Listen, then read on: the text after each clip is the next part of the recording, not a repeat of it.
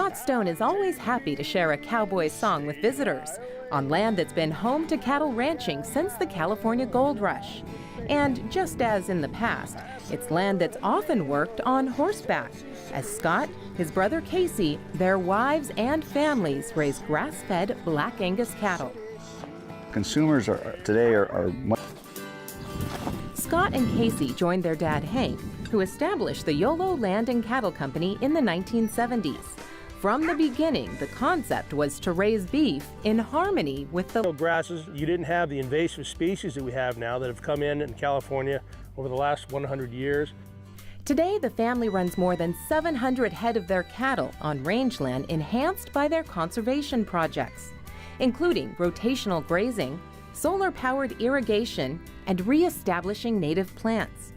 The ranch won a National Environmental Stewardship Award in 2007, and they took steps to protect these rolling hills from encroaching urban development.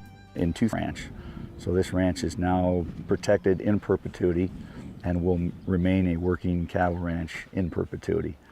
But raising cattle or crops in the heartland often means challenges. This season, a lack of rain left watering holes nearly empty, raising questions about how many cattle the ranch could sustain.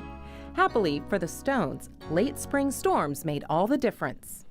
7 inches of rain at the right time can make a tremendous.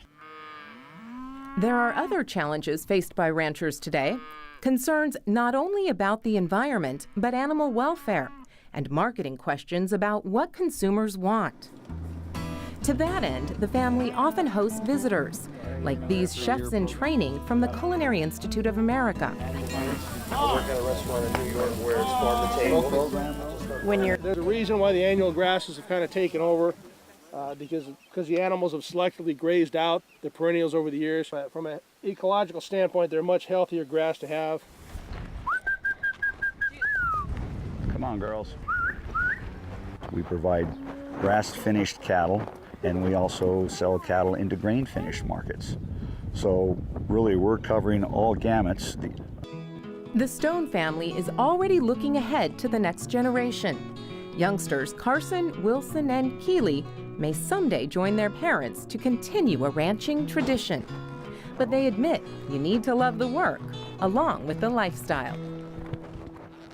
Live animals, you have a huge responsibility to take care of them. And that's who we are, and we're very passionate about it.